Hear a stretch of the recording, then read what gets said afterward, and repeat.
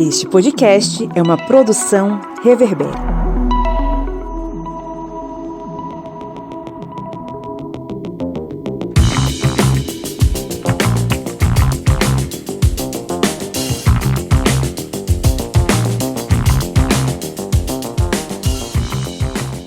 Olá, ouvintes! Olha só quem está de volta! É o Historiante, esse programete de história pública, em seu primeiro episódio de 2025. E aí, vocês estavam com saudades? Eu estava com saudades de vocês. Eu sou o Pablo Magalhães e que alegria estar falando aí ao pé do seu ouvido. Você que está lavando seus pratos, você que está fazendo seus exercícios, você que está estudando, você que está viajando, você que está, sei lá, fazendo seja lá o que for. Que bom que você está com a gente nessa 1 hora e pouquinho de episódio que você vai curtir. E vamos lá, quem está aqui na bancada comigo, vocês não estão vendo, então eu vou falar para vocês.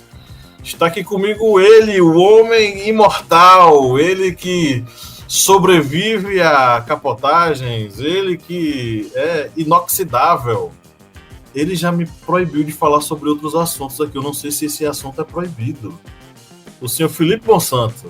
Bom dia, boa tarde, boa noite. Que bom falar aos ouvidinhos de vocês novamente.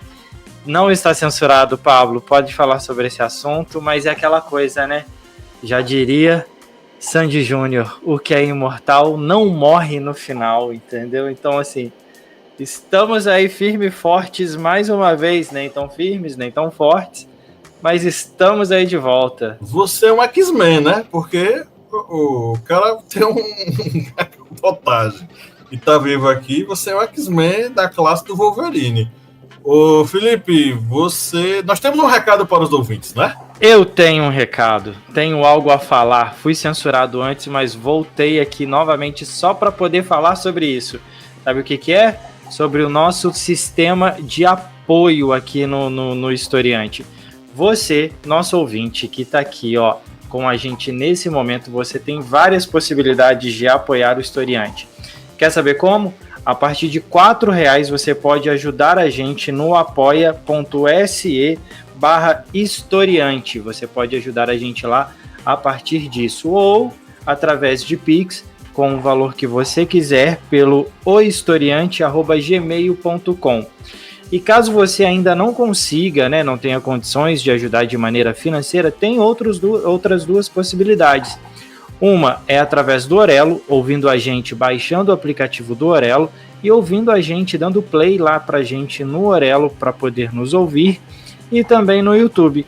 A cada clique, a cada vez que você ouve a gente no YouTube e no Orelo, você já ajuda a gente de maneira financeira, tá bom? Então, torne-se nosso apoiador, venha ser também da família O Historiante. Lembrando que dá para apoiar pela Aurelo também, tá? Então, ajude a gente a sobreviver em meio ao caos. Temos aqui também ele, o homem que montou um soviético na beira do Rio São Francisco e desde então luta contra as garras do capitalismo e que hoje está de volta com câmera, o camarada Cleber Roberto. Graças ao grande mestre internet e as orações para nosso querido Stalin. Estamos aí novamente aqui e ó, pessoal aí, Felipe fez o nosso jabazinho e lembrando, ó, esse aqui, ó, sorteio mensal de livros vai voltar e temos esse livraço aqui. O podcast é de áudio.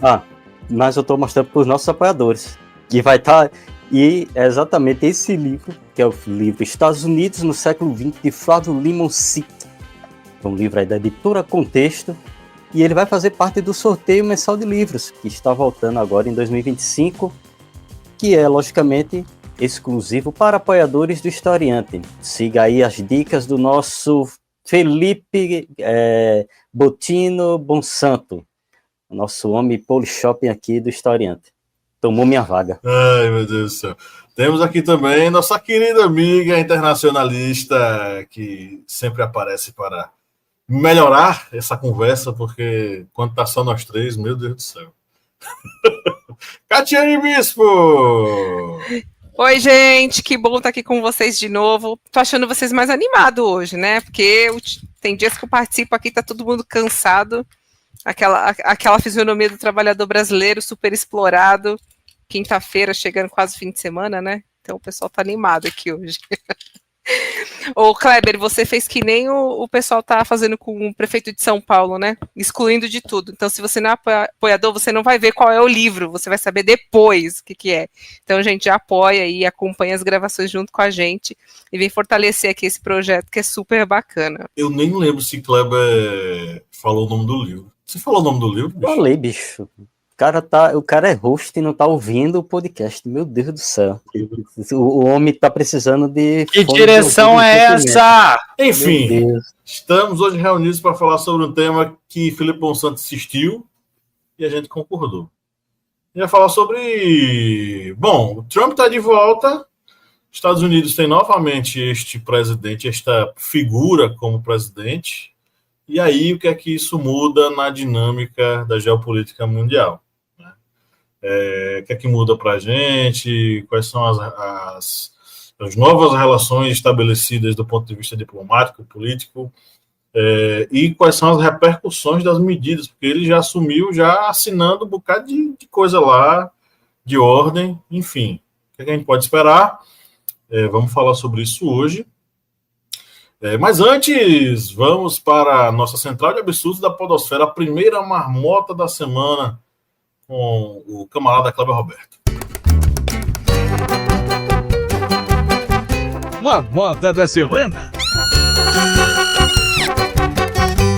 Que foi uma marmota, viu, gente? Muito difícil de consegui-la, porque esse início de ano tá demais. O pessoal tá atacado do juízo. Mas a marmota, a primeira marmota de 2025, ela vem direto de Santa Catarina. E a notícia do UOL. Governador de Santa Catarina faz fala racista sobre cidade. E aqui ele disse que se destaca pela cor de pele. E o governador de Santa Catarina, aqui na notícia, Jorginho Melo, do PL, afirmou nesta quarta-feira, 15 de janeiro, que a cidade de Pomerode, no Vale do Itajaí, se destaca, entre aspas, pela cor da pele das pessoas. O município teve colonização alemã de 80% de sua população, e 80% de sua população é branca. A fala ocorreu enquanto o governador falava da Festa Pomerana, evento tradicional da cidade. Em tom de exaltação, Jorginho enumerou pontos que, segundo ele, destacam o município. E aqui o governador falou: Pomerode se destaca pela beleza turística que tem, pelas casas de enxaimel, que é um produto deles, pela cor da pele das pessoas, pela mistura, pelo que representa para todos nós. E aqui fecha aspas. E a professora da UFF, Universidade Federal Fluminense, avalia que a fala de Melo é infeliz e racista. De acordo com a diretora do Instituto de Ciências Humanas e Filosofia da instituição, Flávia Rios, o governador exaltou uma herança europeia e branca em detrimento da população de grupos sociais do Estado. Já começou, 2025 com as marmotas que é demais. E lembrando, viu, gente, que tem também a medalha de lata para essas marmotas, que foi nessa semana que estamos gravando. Trump deu anistia para aquele pessoal que fez a invasão do Capitólio, e no dia seguinte, um dos libertados foi preso. Porque ele tinha exatamente um desses invasores, ele tinha também uma outra ocorrência policial, no caso outras duas, e assim que ele saiu da prisão, no outro dia a polícia foi lá na casa dele prender ele. Ou seja, aí já temos uma medalha de lata para a marmota da semana. Nem todos do Sul, mas sempre sempre Sul, um do Sul. Minha cunhada me contou uma vez uma história de que numa reunião de vizinhos, não sei, lá no Sul, eu digo a cidade ou não digo a cidade? Joga na roda. Bom, em uma cidade lá do Sul, não vou dizer também qual é o estado, um dos 3 estados lá do Sul. Minha cunhada estava numa reunião de vizinhos e uma vizinha disse para ela que perguntou de onde ela diz, sou de Petrolina e tal. Você é muito branca. Olha, eu sou de raça pura. Aí ela apontou, e minha cunhada disse que ficou chocada na hora. A vizinha apontou para o braço, ó, tá vendo? Raça pura, sem nenhuma mistura. Desse jeito para ela. Que a gente responde nessas horas, né? Um querosene e um Vai se fogo fuder, faz, filha né? da puta do caralho. Desce o pau do cacete. Racista da porra. Um Tô assim agora, hein? Um querosene e Voltei um fósforo assim. já resolvia facilmente esse problema. Depois você corta isso, Pablo, se quiser. Se quiser também. Não se sinta obrigado. É cada vez mais insano esses discursos desse pessoal. Não é. Total. Acho que a gente vai falar um pouco mais sobre isso, né? Mas esse modo desavergonhado que a gente tá vendo, e justamente esse discurso mais que a gente tá utilizando, mais moderado, acho que fomenta cada vez mais esse tipo de atitude, sabe? Enfim, mas eu vou falar um pouco mais sobre isso depois, né, que é do episódio. Mas esse tom moderado que a gente usa com pessoas que se sentem à vontade de falar isso na sua cara, que antes tinha uma vergonha, né? Tem um certo receio, mas eu percebo que cada vez menos se sentem envergonhados, né? Então, acho que a gente tem que começar a usar um tom tão ou mais, né? Eu sou do time Panteras, assim, negras mesmo, não sou Gandhi, não sou time Gandhi, não sou pacifista. Então, acho que o negócio é ir pra luta mesmo, sabe? Porque é só assim que essa galera entende o recado. Sabe uma coisa, você falou uma coisa que você usou um termo agora, que elas se sentem à vontade a dizer isso. Não concordo, eu acho que ela nem à vontade é mais, eu acho que elas se sentem até confortáveis em falar, porque elas conseguem compartilhar isso de uma certa forma e elas se sentem no lugar de fala. Ela se sente num lugar onde ela tem o direito de falar aquilo e tá confortável, sem medo de qualquer retaliação, entendeu? Então, assim, isso é uma questão onde as pessoas não é nem vergonha, não é nem assim, falar por tranquilidade. Tá confortável, acha bonito, entendeu? Acha legal ser conservador. Então, assim, não infelizmente é meio que ir pro pau mesmo com uma galera dessa. De fato, a escalada do fascismo acaba fazendo com que o que há de mais podre na sociedade comece a florescer, né? Vou usar como exemplo, rapidinho, tá? Não vou levar muito tempo não. O período de ascensão na Itália, do fascismo de Mussolini, e na Alemanha, do nazismo de Hitler. Toda vez que o movimento fascista nesses dois países ele começou a surgir, a crescer e a aumentar, a cada vez que esse partido ele crescia, cada vez que ele ganhava mais adeptos, aumentava o conforto de determinados grupos de manifestar o seu ódio de uma forma cada vez mais segura. Então, o ambiente fascista dá a essas pessoas a tranquilidade e a segurança de expor o seu ódio com a certeza de que não será punido e vendo que isso é algo positivo. A gente vai falar mais sobre isso no episódio, né? A gente vai falar sobre esse assunto mais.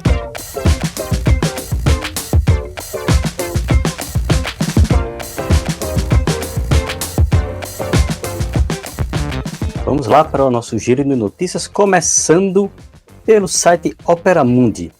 Trump volta a atacar imigração e anuncia soldados adicionais na fronteira com o México. Em uma entrevista ao canal conservador Fox News, nesta quarta-feira, dia 22/1, Donald Trump disse que vai intensificar ainda mais as medidas contra a imigração, 2 dias após o seu retorno à Casa Branca.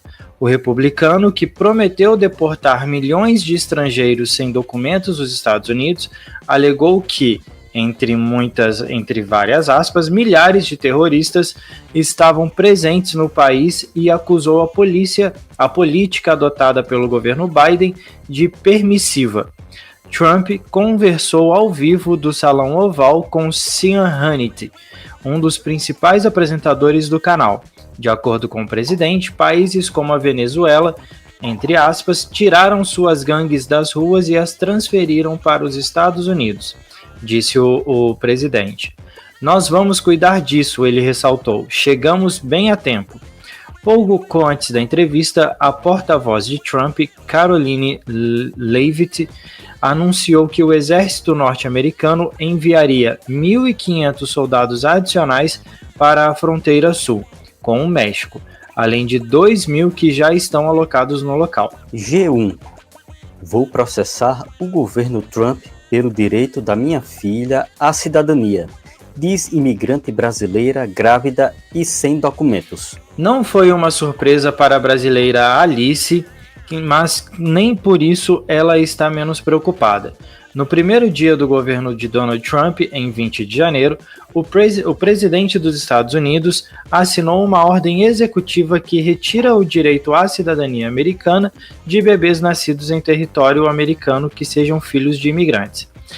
Esta era uma das promessas de campanha do republicano, que se elegeu com um discurso linha dura contra os imigrantes e o plano de deportação em massa de milhões de indocumentados. É o caso de Alice, que há quase 11 anos ela deixou o Mato Grosso e atravessou a nado o Rio Grande, na fronteira entre o México e os Estados Unidos, com o marido em busca de uma nova vida. Carta Capital. Trump acabará com políticas de diversidade e reconhecerá só 2 gêneros nos Estados Unidos. O novo presidente dos Estados Unidos, Donald Trump, anunciou nesta segunda-feira, dia 20, que encerrará os programas de diversidade e as políticas relacionadas à identidade de gênero, afirmando em seu discurso de posse que o governo reconhecerá apenas 2 gêneros, masculino e feminino. A partir de hoje, a política governamental dos Estados Unidos é que existem apenas 2 gêneros, masculino e feminino, afirmou o mandatário no Capitólio, após tomar posse como 47º presidente do país. Também vou acabar com a política governamental de tentar redesenhar a raça e o gênero em todos os aspectos da vida pública e privada. Continuou o presidente, que busca rapidamente cumprir suas promessas eleitorais de desmantelar a cultura woke. CNN Brasil. Eles precisam de nós, diz Trump sobre Brasil e países da América Latina. O presidente americano Donald Trump disse que o Brasil e países da América Latina precisam dos Estados Unidos mais do que os americanos precisam deles. A fala ocorreu enquanto Trump assinava uma série de decretos no Salão Oval na segunda-feira, dia 20, após tomar posse.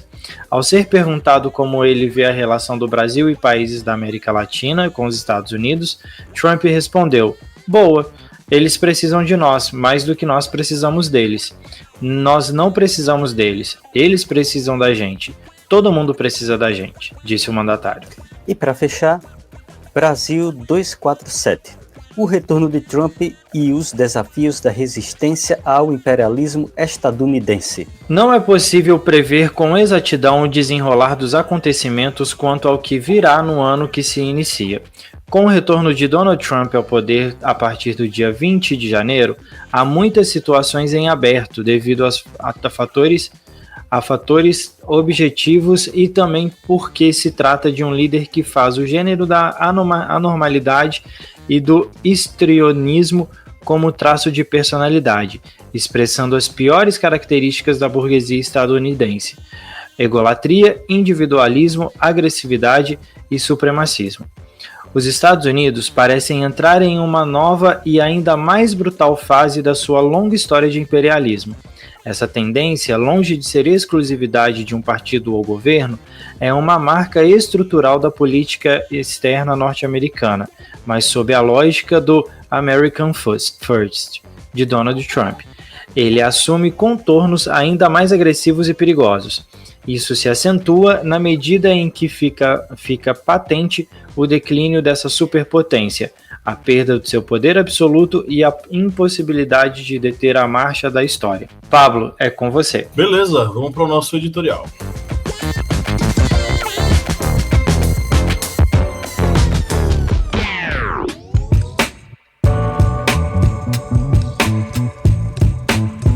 A ascensão e o retorno de Donald Trump ao cenário político dos Estados Unidos trazem à tona as raízes ideológicas que sustentam sua agenda, especialmente no que diz respeito à doutrina do destino manifesto. Essa crença histórica que justificou, entre aspas, a expansão territorial e a supremacia cultural norte-americana durante o século XIX continuou a influenciar a retórica e as políticas contemporâneas em torno do ultranacionalismo e do imperialismo econômico. A doutrina do Destino Manifesto partia do pressuposto de que os Estados Unidos estavam destinados, por vontade divina, a expandir sua influência territorial e cultural. Essa ideologia foi utilizada como justificativa para a anexação de territórios indígenas, a Guerra Mexicano-Americana e a posterior dominação sobre regiões estratégicas na América Latina. No século XXI, sob a liderança de Trump, essa visão ressurge em um formato que combina discurso supremacista, xenofobia e políticas externas agressivas. A frase emblemática America First encapsula essa abordagem, que não busca mais a expansão territorial, mas sim o reforço do controle econômico e político sobre o mundo. Uma das áreas mais evidentes em que essa visão se manifesta é a política migratória. Durante seu primeiro mandato, e mais recentemente em seu retorno ao poder, Trump endureceu as políticas contra a imigração, criminalizando milhões de indivíduos que buscavam nos Estados Unidos uma alternativa ao desamparo em seus países de origem. A decisão de enviar tropas adicionais à fronteira com o México e o discurso que associa imigrantes a terroristas e criminosos são exemplos de como essa retórica transforma a busca por sobrevivência de famílias inteiras em uma ameaça à segurança nacional. Trata-se do Destino Manifesto, na qual o outro é demonizado para justificar a consolidação de uma identidade nacional homogênea e excludente.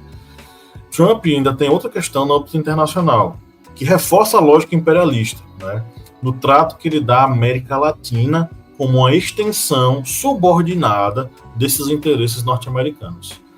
A declaração de que países como o Brasil precisam mais dos Estados Unidos do que o contrário, como ele diz, evidencia uma postura de condescendência e desprezo em relação às nações latino-americanas, vistas apenas como fornecedoras de matéria-prima e mercados consumidores. Essa visão reflete a continuidade de uma política externa que, desde o século XIX, moldou as relações dos Estados Unidos com seus vizinhos ao sul, ora por meio de intervenções diretas, e aí, intervenções diretas, entenda, golpes militares, golpes de Estado, ora por estratégia de controle econômico, entenda, embargos econômicos. Internamente, o governo Trump representa uma cruzada contra avanços sociais conquistados a duras penas. Suas políticas que negam a diversidade racial e de gênero remetem à lógica do Destino Manifesto como uma ferramenta para reforçar a hegemonia cultural branca e patriarcal. O desmonte de programas de diversidade e a exclusão de identidades não binárias do reconhecimento oficial apontam para um governo que vê na uniformidade cultural e na supressão de minorias um caminho para solidificar sua base de apoio fascista. Essa postura é um retrocesso que ignora a complexidade e a riqueza de uma sociedade multicultural. Mas aí eles estão nem aí para isso e, enfim, que se exploda. Enfim, vamos resumir aqui. O Trump está atualizando o Destino Manifesto para os seus interesses no século XXI, e isso, na verdade, expõe a fragilidade desse império. Esse discurso nacionalista, ele não é apenas uma estratégia de poder, é uma resposta, vamos dizer assim, desesperada ao enfraquecimento da hegemonia global dos Estados Unidos frente a uma nova potência muito mais organizada e com um futuro gigantesco pela frente, que é a China. A China está em ascensão, os Estados Unidos estão em descenso. Como é que vocês enxergam, dentro desse contexto, o retorno de Trump ao poder, meus amigos?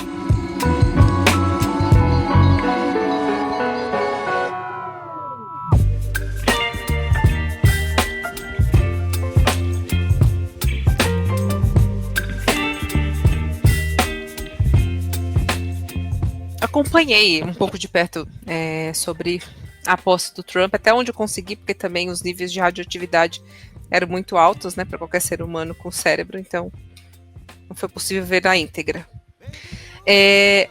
Uma coisa interessante, eu acho que é importante, né, também como uma pessoa que atuou bastante na área de comunicação, eu acho que é importante a gente entender os símbolos da posse de Trump, porque eu acho que ficaram muito claros pra gente o que pode se esperar de um novo Trump 2.0, porque na verdade eu diria que Trump 1.1, que é a continuação do primeiro governo que ele não venceu, né? Inclusive, ele até fez uma provocação na posse dele, dizendo que ele não assumiu as eleições porque houve intervenções. Ele usou a palavra de intervenções, que ele não entraria no caso, foi o que ele disse.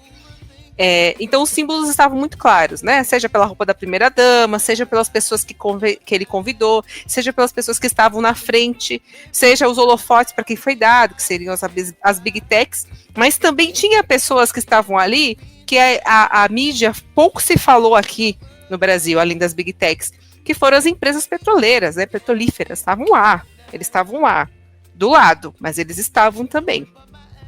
Mas de lado, mas eles estavam, né? Que uma das bravatas do Trump foi justamente que o Canadá, né, a Groenlândia e o Canadá seriam ótimos, né, para os Estados Unidos. Então, pode ser uma provocação simplesmente para agrado do eleitorado, mas é uma mensagem clara de que a América de fato é para os americanos, né? Falou do Canal do Panamá também, fez uma provocação à China. Inclusive, eu faço uma aposta de que China e Irã serão os alvos principais do Trump. Só que existe uma coisa de bastidores que pouco está se falando também, que uma das primeiras viagens internacionais do Trump vai ser para a China. Inclusive, os Estados Unidos é um dos países que mais devem para a China. Deve para a China, né? Pouco se fala disso, né? No discurso ufanista dele, ele não falou muito disso, né? Mas os Estados Unidos é um dos países que mais deve para a China. Inclusive, a dívida pública americana, não só no governo do Biden, mas a do Trump também, estava altíssima. Principalmente pelo esse discurso bélico que ele tem utilizado, que eu acho que é muito mais bravata do que necessariamente uma ação concreta de um país endividado, é de fato de um império que está em declínio. E que está tentando mostrar uma força que já não tem. Eu acho que isso é muito claro pra gente, né? Pra quem já tem acompanhado, tá muito claro. Uma das primeiras coisas que o Trump fez, né? Ele assinou 46 decretos, né? Que eles chamaram de decretaço, né? E ele fez questão de falar que ia assinar esses decretos justamente para mostrar para o americano médio, que for, né? Principalmente quem votou nele, a força dos Estados Unidos, né? O tom orgulhoso, ufanista que ele utilizou na posse dele foi muito claro, né? Quem será, né, o público, né? Qual a população ele vai focar? Principalmente os imigrantes, né? A população trans ou não binária, né? Quando ele foi muito claro ao dizer que só existe dois sexos, né, dois gêneros, né? Que é o masculino e o feminino. Né, falou da OMS também, já dando aceno para o que ele fez no primeiro mandato em plena pandemia, que é o negacionismo.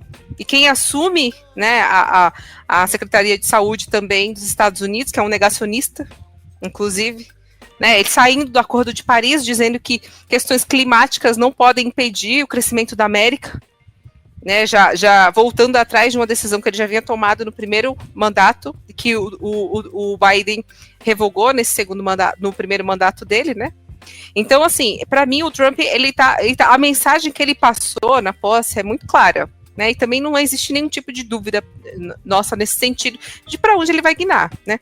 Agora, existe um elemento novo ali, né? Eu acho que pra gente, que é a presença de um Elon Musk e de Big Techs se sentindo muito à vontade de acenar descaradamente pro fascismo. De um cara se sentir à vontade de estar com magnatas judeus na posse do Trump, fazendo 2 vezes o gesto nazista, porque aquilo ali foi o gesto nazista, né? Esse malabarismo que as pessoas fazem para não foi. Não foi isso. Ele simplesmente fez um gesto de Júlio César, né? Júlio César. Olha, os outros líderes fizeram isso, pessoas jurando bandeira. Quer dizer, o malabarismo que você faz para justificar isso que tá aí aos olhos nus, e o cara, ele não teve a decência de desmentir. Por quê? Porque ele quis dizer aquilo.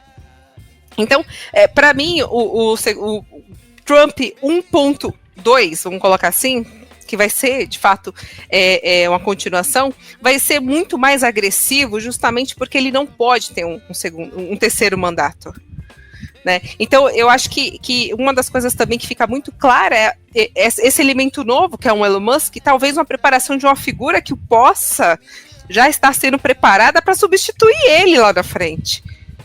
Tá? A eleição americana não permite que estrangeiros se elejam. Hoje. Se candidatem hoje. hoje, né? Então, assim, acho que a mensagem foi muito clara pra gente. Quem foi convidado, quem não foi convidado. Países da União Europeia, tirando a Giorgia Meloni, o restante não foi convidado, né? Javier Milei, todos que acenam, né, para uma guinada totalitária, fascista, foram convidados. O Javier Milei estava lá, Bukele estava lá, né? Então, assim, eu acho que a mensagem do Trump foi muito clara, né? O que a gente pode esperar nos próximos meses, anos, aí a gente já está vendo. Agora, assim, como vai reagir o cenário internacional, né? Eu acho que isso é muito mais importante do que a guinada que o Trump vai querer dar, né? Não precisamos deles. Não precisa de quem? Estados Unidos é um país em declínio, sabe? Vamos fazer a América grande de novo? Como você vai fazer a América grande de novo? Como você vai fazer América grande de novo? Porque se você tá se sentindo tão ameaçado pela China, que simplesmente tem problemas domésticos demais para resolver, né? E sempre que pode desvencilha de conflitos, porque não é a meta da China se envolver em nenhum conflito, principalmente com os Estados Unidos, porque sabe que a destruição vai ser muito grande, né? Mas você se sente tão ameaçado que você prefere dizer que não existe canal, né? No canal de Panamá existe canal da China. A China está tomando conta da América. Os BRICS, por exemplo, né? O ressentimento contra os BRICS, está muito claro, os BRICS, né? A promessa de taxação de 100% dos produtos do bloco, para mim é só um sinal de que o Trump está se sentindo muito ameaçado e ele sabe muito bem o que ele vai ver pela frente. Agora, falando sobre um pouquinho da imigração, ele mudar através de um decreto, que inclusive já foi contestado por mais de 18 estados, o direito de solo, né, que é o jus solis que a gente fala, né, ius solis, que é o direito de solo, que é quando você nasce em um país, você consegue a sua nacionalidade, isso vai ter que passar pelo Congresso, ele sabe disso. O que ele quis é um ufanismo, né, da sua base eleitoral, que ele falou para a base eleitoral dele, ele não teve nenhum tipo de pudor em dizer que estava fazendo um governo para a base dele, ele falou exatamente isso, né? Tanto que ele falou que o Biden tentou fazer um aceno para os americanos de modo geral, né, que não foi recebido, mas que ele não faria isso. Ele disse, a narrativa dele foi essa, não com essas palavras, mas ele disse que ele vai governar para tornar a América grande de novo, como os eleitores dele optou, né? Então, assim, tem uma questão muito forte também de reação do cenário internacional ao Trump. Né? Eu acho que talvez a Europa não aceite de bom grado, porque, verdade seja dita, os Estados Unidos é um dos principais financiadores da OTAN, e a Europa está numa iminente guerra, né, com a Ucrânia, com a Rússia, né, e chega esse elemento que antes não aparecia até o ano passado, né, até 3 dias atrás, que é o Donald Trump, que tem uma tara, obviamente, por macho, que é, no caso, o Putin, mas que também o Putin está numa posição ali estratégica muito importante nesse momento, e que vai jogar as cartas com as cartas que tem.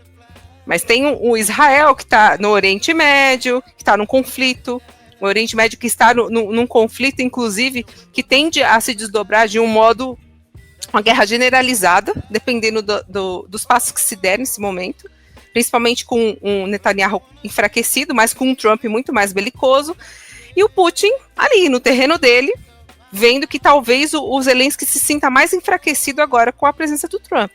Então, acho que muita coisa que a gente vai acompanhar no cenário internacional vai ser decisivo no sentido de como o cenário internacional vai reagir ao Trump.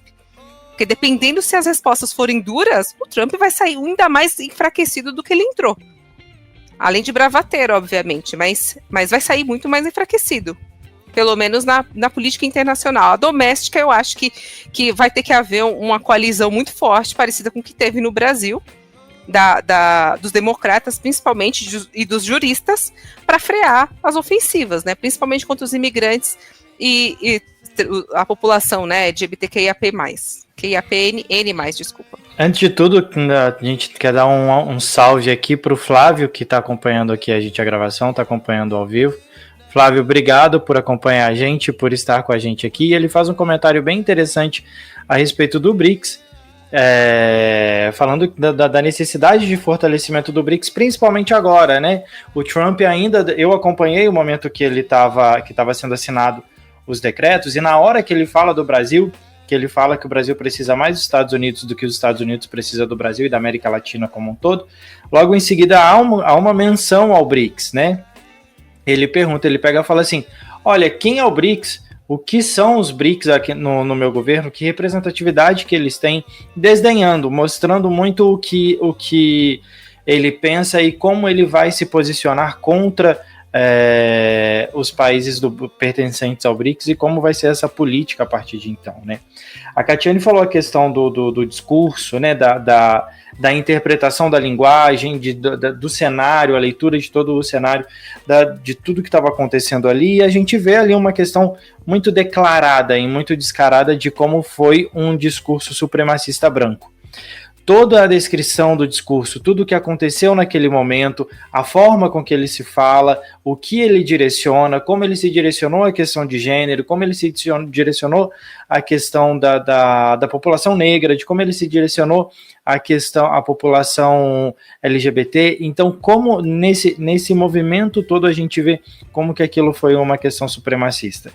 E até numa das reportagens do Globo, o jornal O Globo, eu não consegui trazer ela para a gente, mas em uma das reportagens que eles falaram a respeito disso, eu achei muito interessante.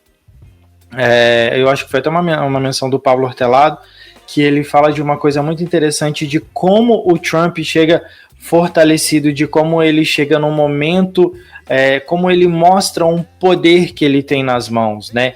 Ele, que como a gente falou aqui agora há pouco, ele não tem no começo a respeito da comodidade de se falar, do conforto de se falar, e não existe mais um pudor, não existe mais um medo da fala em questão a respeito a preconceito, em questão ao fascismo, em questão a tudo que eles querem colocar contra aquecimento global, a questão dos imigrantes, enfim. Eles estão confortáveis com isso, eles estão mostrando uma comodidade nesse trânsito, né? E ainda tem a questão do ponto na relação com os outros países, né? Na Europa, o que ele quer fazer na Groenlândia, tudo, enfim. Isso são sinais de como ele está transitando e de como ele está vindo com um certo poder e com uma determinação de colocar em prática aquilo que ele tinha planejado para um segundo mandato, que ele não conseguiu, mas que agora ele vem com muito mais ódio do que força, né? Ele vem com muito mais ódio e muito mais municiado de possibilidades de colocar em prática o que ele sempre quis. Esse ponto relacionado ao BRICS é um ponto que é bem interessante, porque a gente falou bastante de China, mas a gente lembra que no BRICS a reunião das potências do sul global que podem sim fazer frente aos Estados Unidos em termos econômicos, porque nesse BRICS temos a China, em termos militares temos a Rússia também dentro do BRICS, ou seja, é um bloco que tem sim uma condição de frear várias dessas bravatas de Trump. Como bem disse o Flávio, tem que ser reforçado os laços do BRICS, para evitar que essas bravatas elas venham a sair dessa retórica de Trump e ir para uma área mais da ação.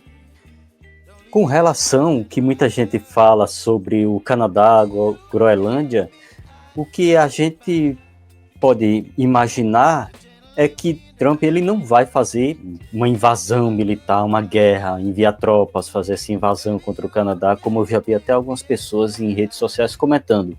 Longe disso, porque uma guerra contra o Canadá iria envolver dezenas de potências contra os Estados Unidos.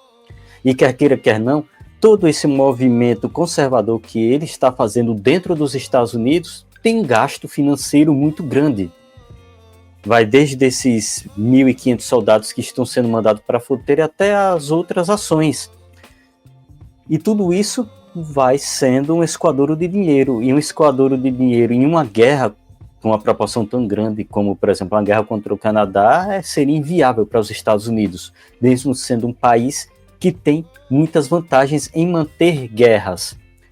Mas o que a gente pode imaginar é que os Estados Unidos eles podem, por exemplo, ressuscitar o NAFTA, que até a Catiane pode até aqui na sequência explicar mais direitinho o que foi o NAFTA, que era aquele acordo ali na América do Norte, México, Estados Unidos, Canadá, mas era um acordo em que, digamos, tem muito mais vantagens para os Estados Unidos. A Catiana aqui, como é da área dela, dessa política internacional, acho que ela até pode comentar um pouquinho mais, mas eu acho que pode ocorrer mais isso. Os Estados Unidos ficar ali, pressionando economicamente o Canadá, pressionando o Panamá, pressionando a Dinamarca para ceder ali recursos minerais da Groenlândia. Ou seja, acho que pode ocorrer muito mais essa pressão econômica do que uma pressão realmente militar. Eu acho que essa questão da pressão militar, da invasão, de usar tropas, tudo isso aí, eu acho que fica mais para a área da bravata. Porque provocar uma guerra contra o Canadá automaticamente vai estar puxando a Grã-Bretanha para defender o Canadá. Ou seja, está puxando já um inimigo em uma proporção muito maior. E vai puxar outras nações para defender o Canadá. A mesma coisa, a invasão contra a Groenlândia, a invasão contra um território que pertence à Dinamarca e, consequentemente, à União Europeia. E uma coisa que a gente não pode esquecer também, que eu estava vendo ontem com esses loucos lá que invadiram o Capitólio, quando no final do primeiro mandato de Trump, que eu achei bem perigoso. Principalmente, logicamente, para os estadunidenses, porque quando libertou aquele viking lá, o cara lá do chifrão lá que ficava gritando lá no Capitólio, acho que vocês que estão ouvindo esse podcast lembram, quando ele saiu, a primeira coisa que ele disse, sabe o que foi? Vou comprar armas. Foi a primeira coisa que ele disse na entrevista, vou comprar armas. E aí você pensa, ele vai comprar pistolinhas, revolvinhos, um estilingue? Ele vai comprar armamento, vocês sabem, armamento pesado, armamento de guerra, porque lá o americano ele pode ter acesso a isso. Aí imagine uma milícia trumpista, de pessoas fanatizadas, fortemente armadas. Eu, sinceramente, Catiane, falei sobre a justiça, assim, as medidas de Trump para colocar Elon Musk como presidente. Mas, Catiane, eu acho que é muito mais plausível um terceiro mandato. E eu acho que essa questão dele tentar a 14ª emenda, eu acho que aquilo ali foi uma noite de cristais, vamos dizer assim.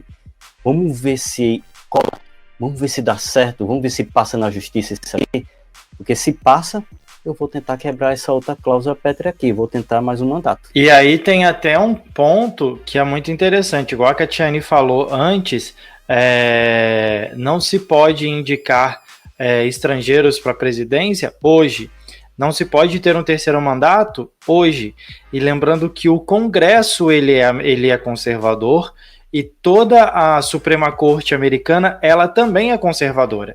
Então, para isso poder destrinchar de uma maneira suave e de uma maneira sem grandes problemas na justiça americana, isso é muito simples. Isso é muito fácil de se fazer, entendeu? Então, é uma possibilidade muito plausível, tá? Para que a gente possa ver aí nos próximos meses e nos próximos anos isso sendo colocado em votação e sendo aprovado. Com certeza. O Kleber falou sobre um tópico histórico, mas não explicou o que seria a Noite dos Cristais e por que você fez essa referência. Eu fiz essa referência da Noite dos Cristais porque foi aquela noite em que partidários do Partido Nazista e pessoas que eram, digamos, aliados dos nazistas, a SA, que era um grupo paramilitar ligado aos nazistas, eles fizeram um ataque contra lojas, casas, sinagogas, ou seja, todas moradias, tudo que pertencia a judeus. E muitos eram vidraças e eram quebradas as vidraças, e aí ficava aqueles vidros no chão como se fossem cristais. E aquilo ali, historicamente, a gente pode dizer que foi uma brecha bem grande, porque fez esse ataque contra os judeus e os alemães não falaram nada, ficaram em silêncio. Era a sinagoga queimando e os alemães em silêncio olhando. Muitos, até eu vendo alguns documentários, livros, alguns até ficavam ali com receio, com raiva, dizendo, não pode estar queimando isso, mas ficavam com medo da reação. Se eles fizerem isso com os judeus, vão fazer comigo. E aí, na hora, eu pensei exatamente isso. Trump ele pode ter jogado essa tentativa aí com os imigrantes, porque é algo que é interno, digamos que já está dentro da retórica dele, e se passa essa medida na justiça, consigo fazer isso, eu consigo mexer outras cláusulas mais intrínsecas, mais complexas, como a do terceiro mandato para ele. Ou seja, eu faço isso com os imigrantes, os americanos ficam calados. Vou fazer para um terceiro mandato e os americanos vão ficar calados. Principalmente, como eu disse, que agora, imagine aí que tivemos em Brasília aquele estrago todo com aquele monte de bolsonaristas desarmados, a sua grande maioria desarmados. Imagine a mesma situação em um país que cada um pode comprar a sua arma que quiser. Imagine o que pode acontecer. Sem dúvida. Vamos lá, eu acho que eu já falei um pouco sobre essa questão da dinâmica dos partidos nos Estados Unidos. A quem Trump serve e o que é que significa Trump estar no poder? Historicamente, existem duas burguesias que se alternam no poder nos Estados Unidos. Uma delas é uma burguesia internacional, vamos colocar assim, que é aquela que está de olho em intervenções em diversos locais no mundo inteiro, porque isso é bom para os negócios deles. Então você vai ter essa burguesia interessada na intervenção no Oriente Médio, na intervenção em determinados países do leste europeu, na intervenção em determinados espaços na Ásia, na África, nas Américas, porque isso é bom para os negócios deles, que são negócios internacionais. Essa burguesia, ela estava sendo representada pelo Joe Biden. A outra burguesia é uma burguesia nacionalista, ultraconservadora e que está mais preocupada em fechar e isolar os Estados Unidos daquilo que vem de fora. Os Estados Unidos preocupados apenas com os Estados Unidos, com seus negócios aqui. Essa burguesia é a burguesia representada por Trump. É ela que chegou ao poder agora. Então, e é uma burguesia ainda mais atrelada ao tal do Destino Manifesto. E é bom a gente falar sobre o Destino Manifesto, porque ele é a base ideológica que guia os Estados Unidos até hoje. O Destino Manifesto é o Mein Kampf dos Estados Unidos. O Destino Manifesto é uma doutrina bastante antiga, onde os estadunidenses acreditam, de forma religiosa, que eles são a 13ª tribo de Israel. O povo escolhido por Deus para conquistar aquele território, empurrar a civilização, o cristianismo, o bem ao oeste, exterminando as populações indígenas que ali habitavam, porque eram vilões. Essa ideologia, ela é a base e ela tá no cerne das principais produções cinematográficas do século XX, que a gente chama de faroeste, né? As produções cinematográficas do faroeste, elas colocam o cavaleiro norte-americano como o cara que estava ali levando a civilização, a esperança, o progresso, contra os vilões, que eram aqueles indígenas, que invariavelmente apareciam nesses filmes sequestrando mocinhas, estuprando-as, violentando-as. Então, assim, a construção ideológica que está ali no Destino Manifesto, ela teve nos filmes do século XX sua representação talvez mais assertiva. Porque esses filmes de faroeste, eles não vão só influenciar os norte-americanos. A indústria cinematográfica vai distribuir o Destino Manifesto no mundo inteiro. Entre esses países está o Brasil, né? Diversos locais vão consumir essa ideia. Então, assim, O Destino Manifesto é a base central da ideologia norte-americana e está totalmente ali embevecido. Na verdade, o governo Trump está mergulhado no Destino Manifesto. Mergulhado a tal ponto de que começa a debater novamente a questão dos imigrantes, da expulsão desses imigrantes, do fechamento das fronteiras, da perseguição às minorias. Enfim, são uma série de medidas que estão baseadas no Destino Manifesto. Medidas essas que fazem com que o Trump se sinta, inclusive, senhor do mundo. Porque a ideia é fazer a América grande novamente, né? Fazer a América grande novamente é retornar a esse passado maravilhoso onde os Estados Unidos ditavam as regras no mundo inteiro. E aí tem uma questão, né? Todo fascismo ele parte de uma mentira, né? A mentira é a base do fascismo. A mentira do fascismo, por exemplo, na Alemanha, era dizer que por que a Alemanha está ruim? Por que tudo isso aconteceu?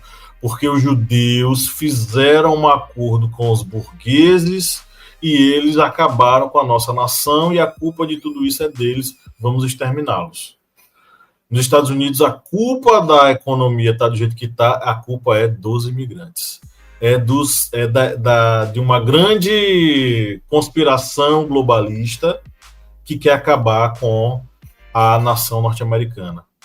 E aí junta tudo, sabe? O Destino Manifesto está relacionado com a supremacia branca, e aí lembre-se que o David Duke, ele é apoiador do Donald Trump, ele é entusiasta do Bolsonaro, e a Ku Klux Klan foi um dos principais movimentos racistas e fascistas antes do fascismo existir, de perseguição a negros, de assassinato desses negros, e eles apareciam para a sociedade branca como os heróis da pátria. E aí a gente precisa lembrar que a Ku Klux Klan ela estava esquecida, mas ela foi resgatada no início do século XX com um filme chamado O Nascimento da Nação, The Birth of the Nation.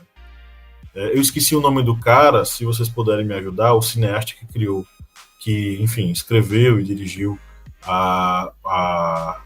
O Nascimento da Nação. O Nascimento da Nação é um filme longuíssimo, em preto e branco, cinema mudo, aonde a Ku Klux Klan aparece como a salvadora da pureza norte-americana contra os vilões negros que estavam destruindo a sociedade.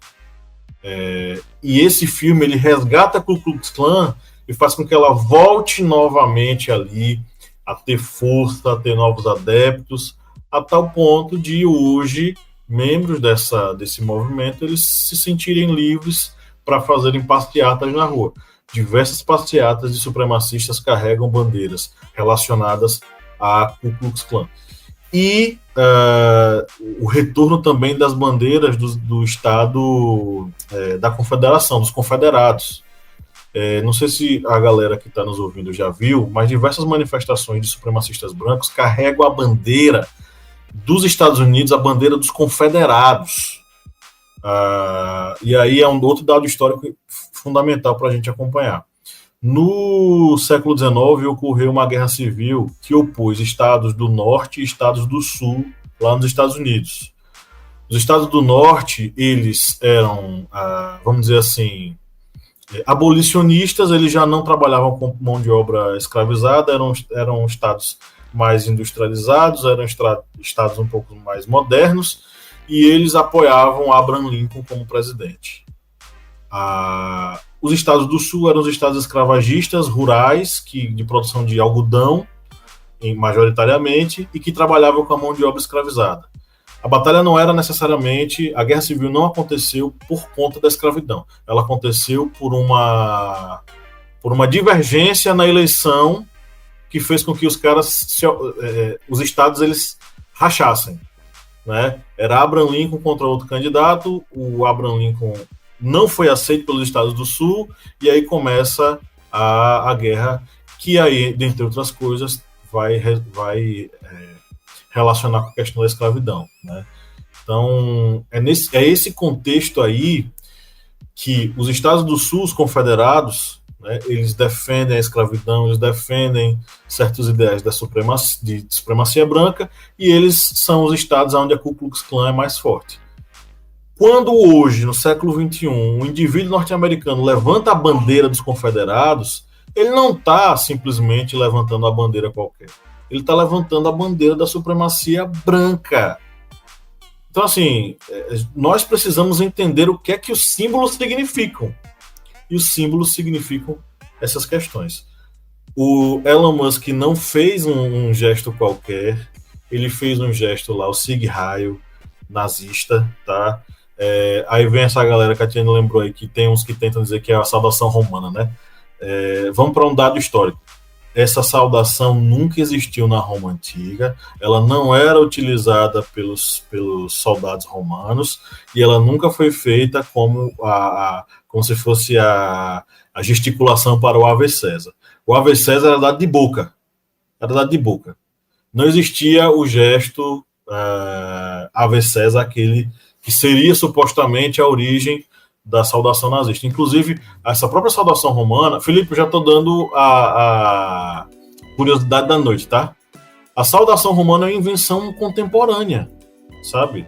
É uma invenção século XIX, século XX. Tem algumas raízes. Por exemplo, no século XVIII, um pintor chamado Jacques-Louis David, não sei como é que fala em francês, ele pintou um quadro chamado Juramento dos Horácios. Aí quem quiser dar uma olhada já pode aí colocar no navegador o Juramento dos Horácios, 1784.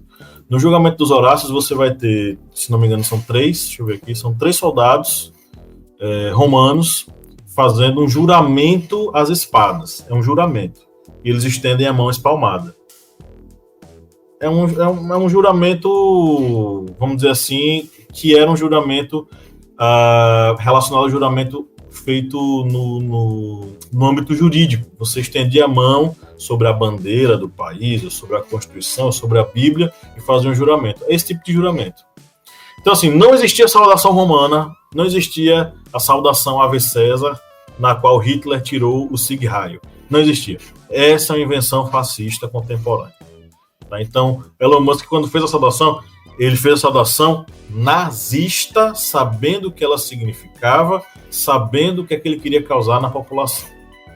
Então a gente precisa entender que esses símbolos eles têm significado, eles têm significância e eles causam um efeito.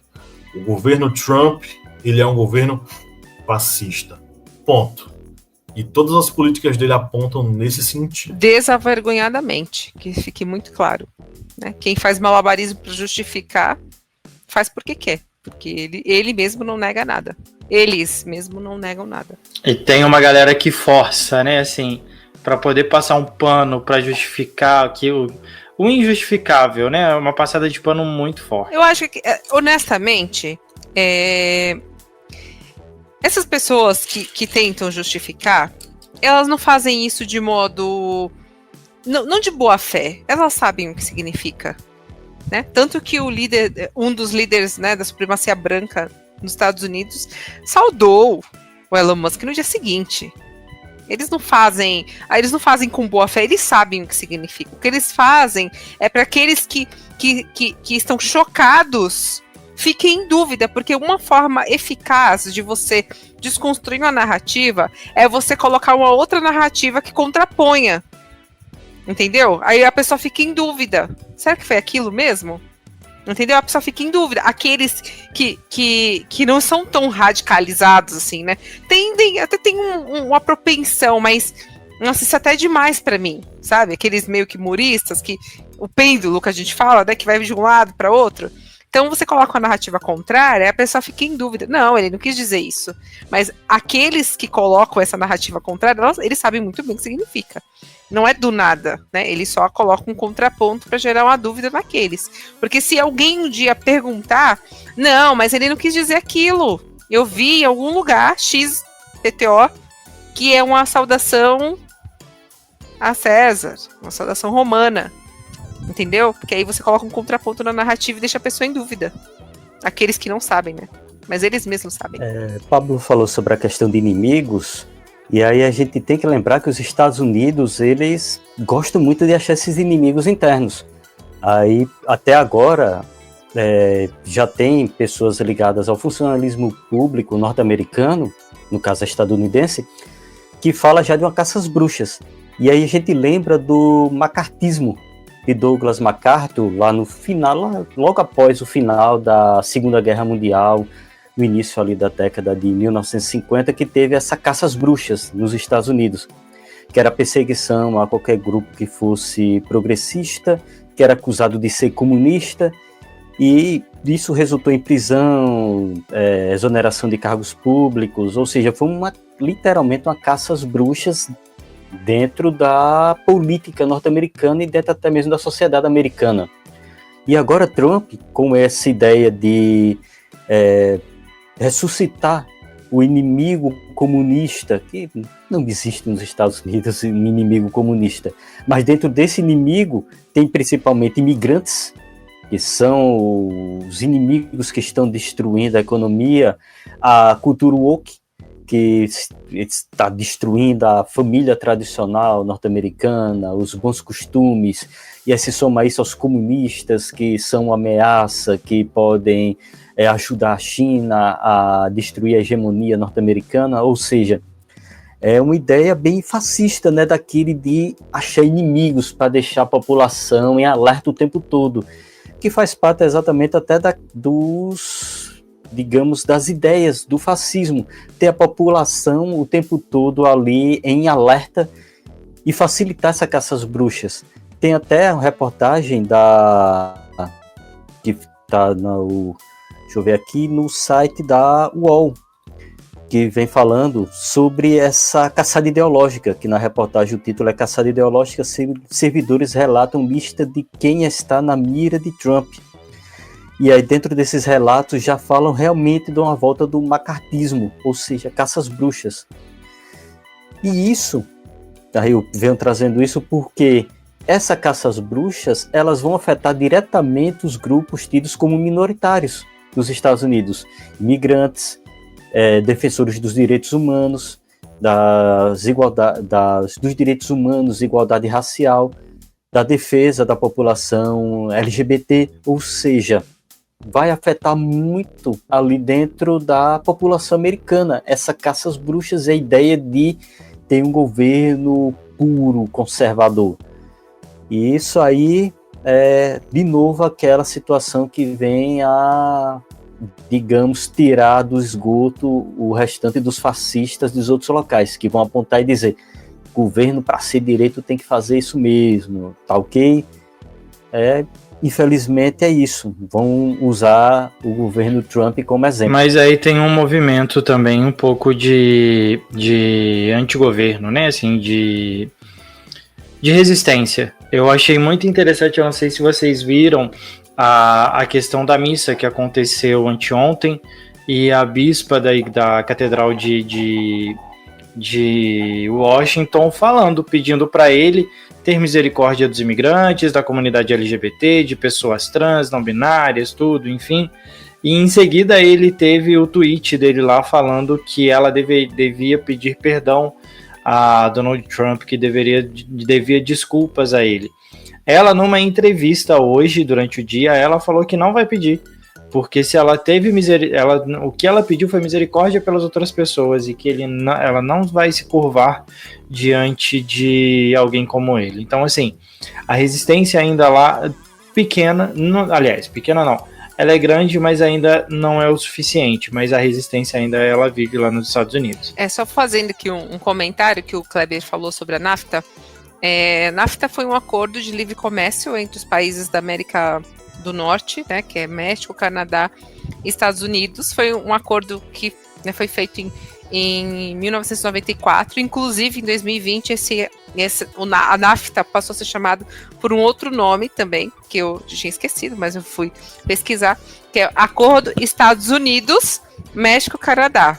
E aí eles mudaram para uma sigla chamada USMCA, que aí tem umas roupagens novas, mas na verdade só mudou o nome.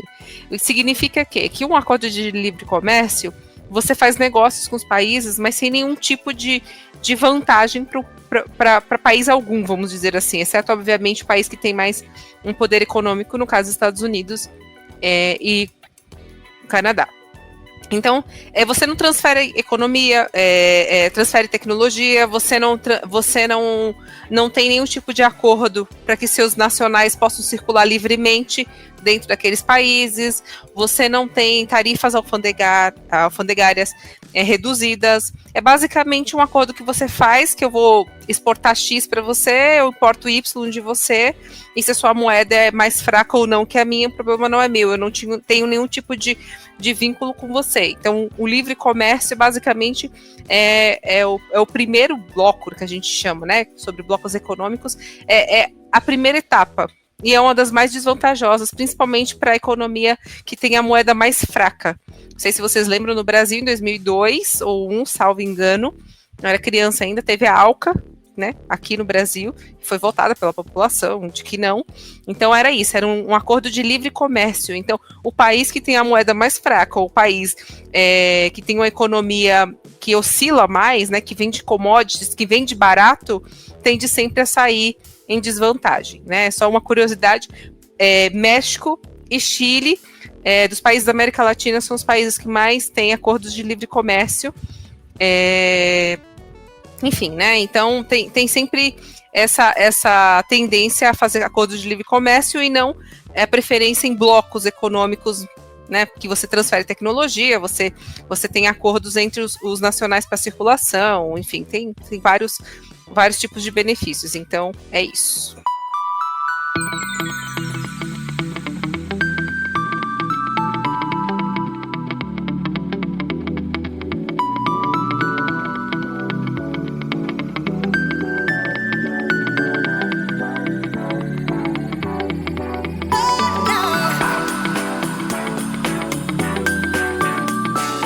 Perfeito.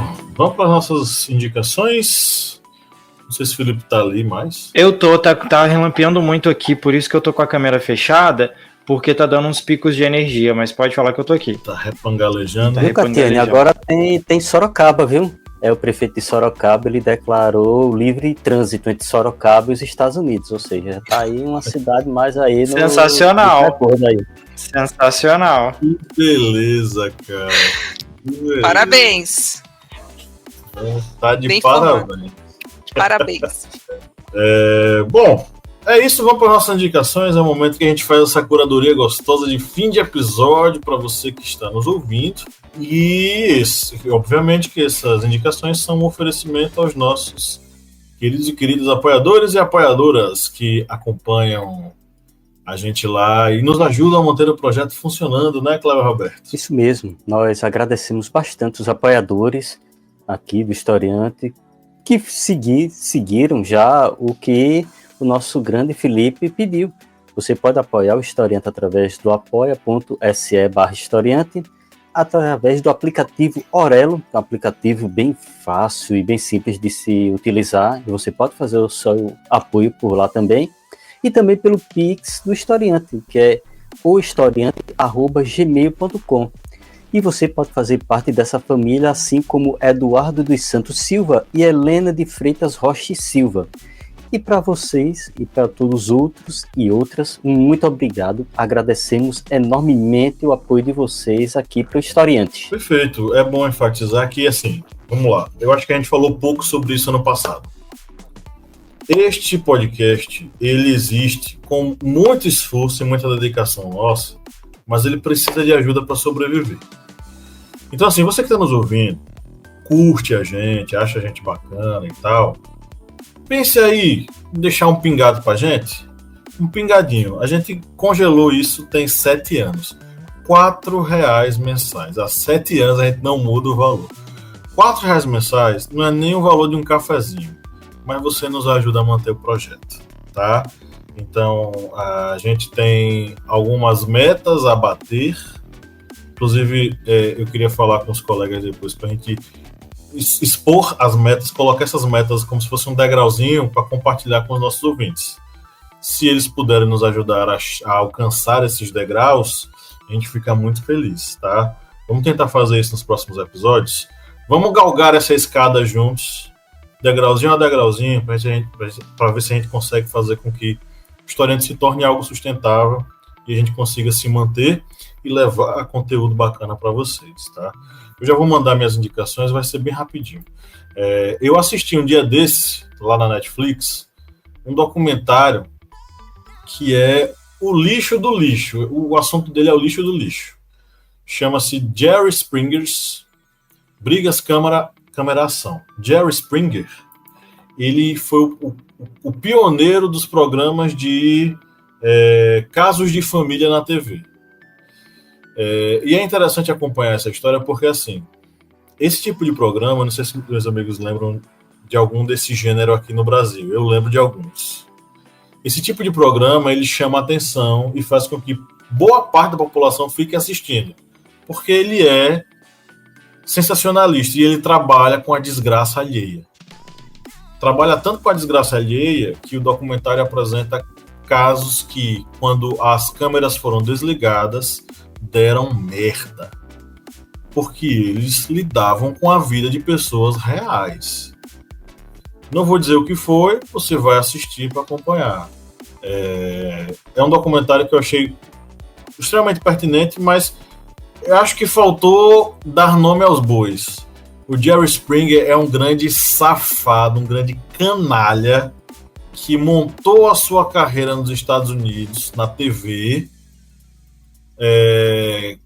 subindo e massacrando as costas de pessoas reais com necessidades reais que foram para lá.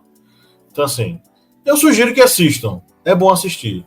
Porque eu, quando não tinha consciência zero, eu assistia esse tipo de programa e achava mó engraçado.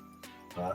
Claro que eu era um pré-adolescente na época em que tinha esses programas lá no SBT, por exemplo. Né? Mas, assim, assistam, faz bem.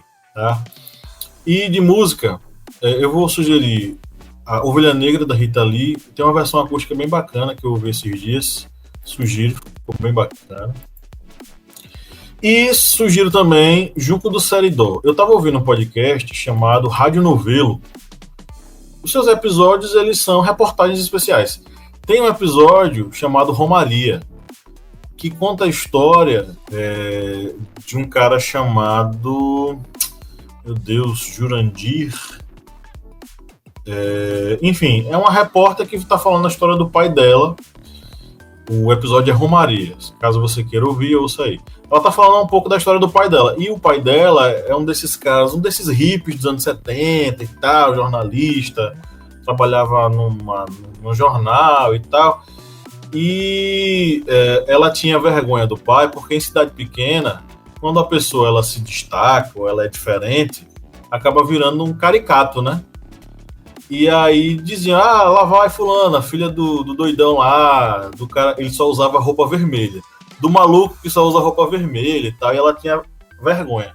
E ele contava uma história pra ela, que ela só teve consciência disso tempos depois. Ele contava a mesma história.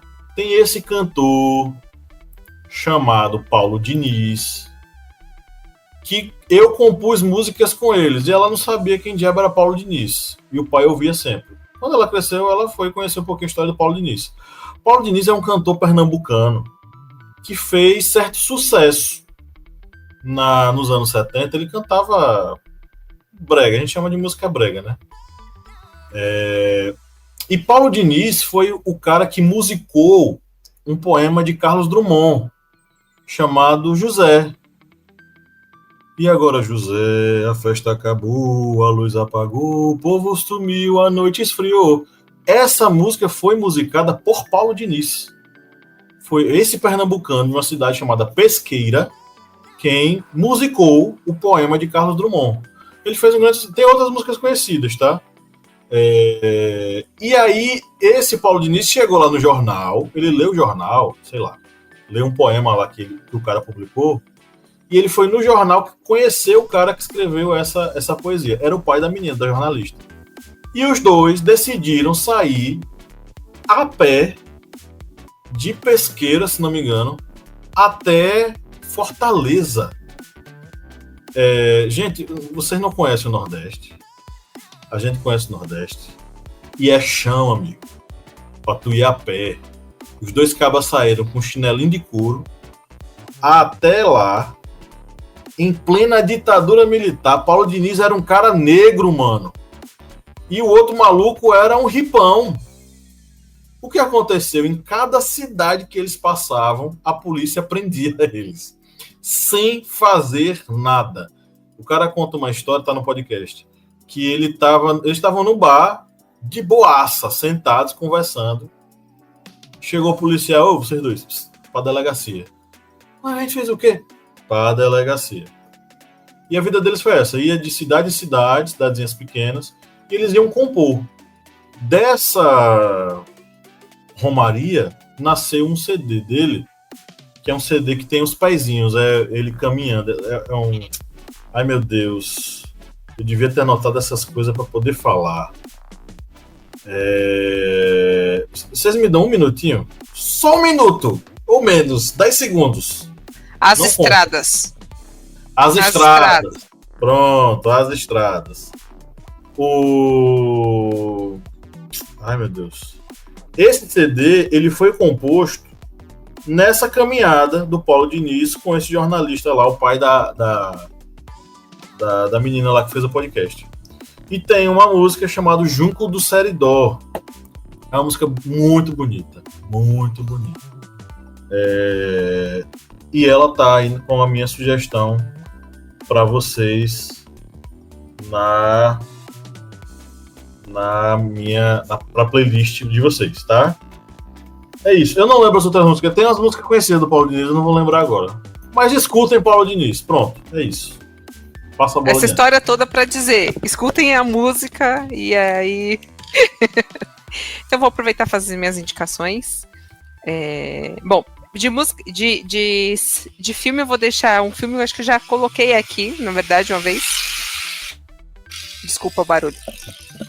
Que é Ela, que é um filme que tá na Prime, não sei se vocês já assistiram, mas me ocorreu de indicar esse filme porque, como a gente viu as Big Techs envolvidas na posse do Trump, né, e um possível governo alinhado a isso, né, é onde aponta a bússola, acho que é interessante a gente se ambientar, principalmente com a IA, né, sendo um assunto muito pertinente, principalmente quando a gente fala de sociedade civil, né, do mundo que a gente quer daqui a um tempo. Então vou fazer uma recomendação daqui do filme Ela, disponível na Prime.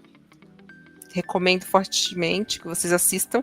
Óbvio que tem, né, entretenimento, mas eu acho que é importante como a regulação da inteligência artificial precisa ser um assunto mais discutido, né, entre nós, né, principalmente sobre os nossos dados, né, que é quando você não paga pelo produto, você é o produto, né, então eu acho que é importante.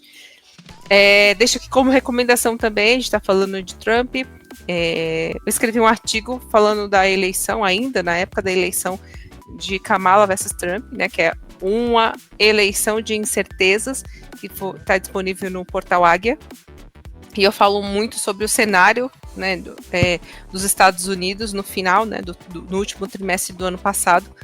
Mudou pouquíssima coisa desde então, embora tenha passado 4 meses, ainda continua bem atual, então acho que dá para ouvir, ler em paralelo a esse episódio também. Tem alguns detalhes bem bacanas, assim, de quem é o eleitorado do Trump, quem estava naquela época tendendo a votar no Trump, né? A questão da guerra também em Gaza foi muito importante, e definiu bastante coisa, principalmente do eleitorado e de estados pêndulos, né? O Biden, as respostas de Biden também deram muita incerteza na campanha da Kamala, enfim. Então, recomendo também esse artigo. Kamala versus Trump, uma eleição de incerteza, disponível no portal Águia. E dica de música, vou deixar como recomendação uma música que eu gosto bastante, assim, que é da Rita Lee também, que é o Felipe apagou as minhas recomendações, só para vocês saberem, tá, Felipe? Mas tá aqui, ó, no meu HD. Que é Pagu. Eu acho a música muito bacana. Acho que é uma música... Você é moleque, mano. Só pra vocês saberem, eu fui boicotada. Eu queria que ela tivesse esquecido, só pra ver ela ficar perdida ali na hora. Será que eu apaguei? Não, eu entendi qual que foi. Ele apagou, mas tá aqui, ó, no meu HD. Eu vou me vingar depois. Eu queria me vingar, que depois eu vou contar pra vocês o que Catiane fez comigo essa semana. Não aprontei nada. Eu sou super bela recatada do lar. Uma senhora casada, conservadora. Vou à missa todos os domingos. Jamais aprontaria. Então, eu vou deixar Pagu, música da Rita Lee aqui. Embora esse sobrenome da Rita Lee também, né? Pelo tema que a gente trouxe aqui, não seja muito pertinente, mas Pagu, que eu acho que é bacana, que é uma música que fala muito sobre a questão da liberdade feminina.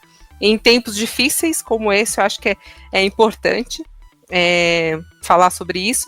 E uma outra que não tem nada a ver também, é música cantada por mulheres, mas uma música que eu gosto bastante, que deixa aqui como recomendação, que é da Ana Carolina e da Maria Gadu, Mais Que a Mim. É uma música bem bacana, bem tranquilinha também, uma música gostosa de ouvir.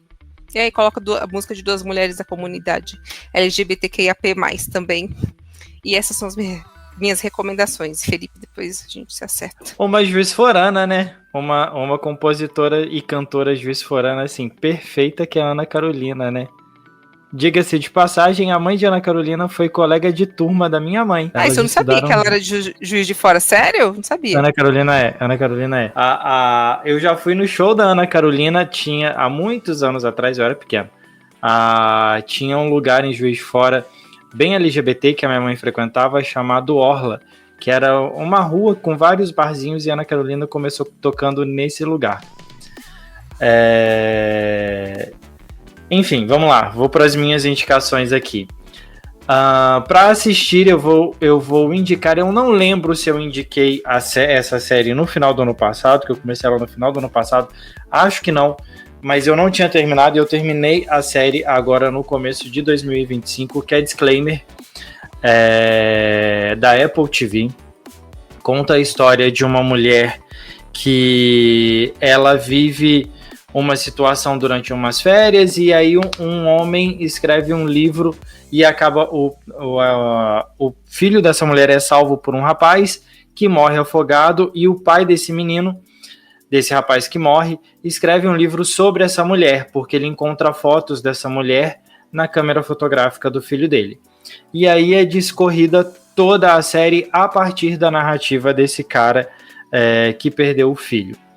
E aí a série aborda muito a respeito de narrativas. E aí é dissolvida toda a série, e no final tem um plot twist ali muito interessante, com um diálogo muito importante a respeito sobre a posição feminina, sobre a mulher e sobre a mulher não ser ouvida. Então eu acho que vale bastante a pena a série aí para poder assistir. A partir do episódio que a gente está gravando aqui, eu me lembrei muito do livro da Maria Ressa, que ela é Nobel da Paz pelas Filipinas. Ela foi uma jornalista perseguida durante a ditadura, durante a campanha eleitoral e a tomada de posse das Filipinas. Ela fundou um dos primeiros jornais e um dos primeiros a usar o Facebook como transmissão e como fonte, né, de democratização da informação, lá no começo da década de 2010, que é o Rappler, que é o jornal que ela tem. Ela é líder, ela é chefe desse jornal até hoje. E aí o livro dela é como enfrentar um ditador, que ela conta a respeito disso, conta um pouquinho da biografia dela, um pouquinho da história das Filipinas, e como a ditadura destruiu o país dela ali durante todos esses anos. Fala muito sobre redes sociais, sobre a influência das redes sociais, do Facebook, agora Meta, como interviu a favor da tomada de poder desse ditador que está no país dela até hoje. Fica aí a minha dica. E para ouvir, nada mais, nada menos do que Los Hermanos, com a música De Onde Vem a Calma. Tem essa música, eu passei o dia de Natal ouvindo essa música. Eu gosto muito dela, ela me acalma muito, ela traz um conforto para mim muito grande. E também Tempo ao Tempo, do Pedro Altério, do 5 a Seco. É uma música que fala um pouquinho sobre dar tempo para se curar, para se cuidar, para viver, saber viver tudo o que precisa ser vivido. Então são Essas as minhas indicações aí para começar o ano. Pablo falando sobre o Apoia-se ser R$4 congelado, eu até lembrei, né, que antes eu falava, 3 miojos. Agora, com inflação, dá 2 miojos daquele bem tronchinho. Mas você pode comprar, é o valor de 1 miojo e 2 suquinhos de pó. Então, a refeição, o valor dessa refeição é o valor do apoio do historiante. É muito barato. Pablo, olha esse negócio aí. Cuidado que a Haddad vai cobrar imposto, vai cobrar taxa. Bem, as minhas indicações, eu vou indicar um podcast que está estreando agora no início de fevereiro de 2025, que é um podcast liderado por Cananda Heller, que é uma TikToker, influencer da área de pesquisas. Ela é bióloga, ela faz vários vídeos falando sobre questões de pesquisas científicas, também sobre questões mais voltadas para a área, digamos assim, da inclusão racial, porque ela é uma pesquisadora negra. E ela está lançando um podcast que é Deusas Cientistas. E esse podcast, viu, Catiane? É um podcast que vai envolver mulheres negras, latinas, indígenas, ou seja, mulheres que estão dentro dessa área das pesquisas, dessa área, digamos, mais do pensamento. E Bacana. como eu disse, é voltado para o público, assim, da mulher. E como ela disse, é um podcast com essa pegada, com pesquisadoras negras, latinas, indígenas, ou seja, vale muito a pena. Pelo que eu já sigo ela nas redes sociais e já vejo que é um material de extrema qualidade, então acredito que esse podcast também deve ter a mesma pegada, com uma qualidade muito boa. Eu recomendo aí todo mundo já segue a página dela e já fica de olho. Início agora de fevereiro, já começa esse podcast, Deusas Cientistas. Minha outra recomendação aqui, minha outra dica é do livro de Flávio Limonsic, que é o livro Estados Unidos do século XX, que eu já tinha recomendado anteriormente, mas estou ressalvando aqui ele novamente, porque esse livro vai fazer parte do sorteio mensal de livros, agora que a gente vai recomeçar agora em 2025. E esse livro de Flávio Limonsic, ele trabalha a história dos Estados Unidos no século XX, com a ótica não somente da questão de dominação militar, mas ele aborda tanto a questão logicamente militar como a influência cultural dos Estados Unidos, a influência que teve, por exemplo, as bombas atômicas de Hiroshima e Nagasaki, a guerra do Vietnã, a luta pelos direitos civis nos Estados Unidos, e tudo isso acabou influenciando não somente a história dos Estados Unidos, mas também que coloca os Estados Unidos como centro ali da observação mundial. E essa é a minha recomendação para vocês, o livro de Flávio Limonsic, Estados Unidos no século XX. E como músicas aqui, eu vou indicar 2 músicas aqui, são baladas bem pop, bem calminhas e bem românticas, que é a música Alerta Antifascista, do Ratos de Porão, e Imigrantes Ilegais, da banda espanhola Sindios, que são 2 músicas. A Alerta Antifascista já está dizendo o que é, para a gente ficar de olho aí nesse crescimento do fascismo. E a música do Sindios, ela fala sobre a luta dos imigrantes, que muitas vezes tem que abandonar seu lar, tem que abandonar sua casa na procura de uma vida melhor e acabam sofrendo o que agora está sofrendo os imigrantes nos Estados Unidos. Uma música lá do início da década de 1990 e continua tão atual. Bem, essas são as minhas indicações para vocês. E com essas indicações chegamos ao final de mais um episódio. Irmãos, abemos podcast. Abemos podcast.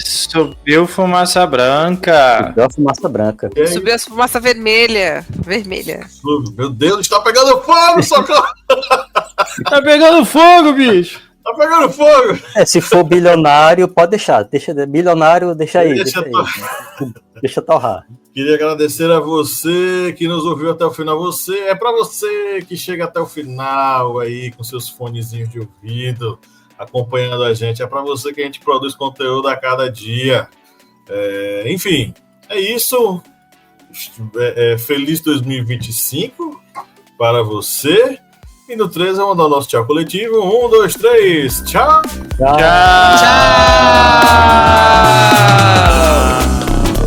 Felipe, você me paga, hein, ó. Tá no meu caderninho. Alfenas, daqui pra Alfenas rápido.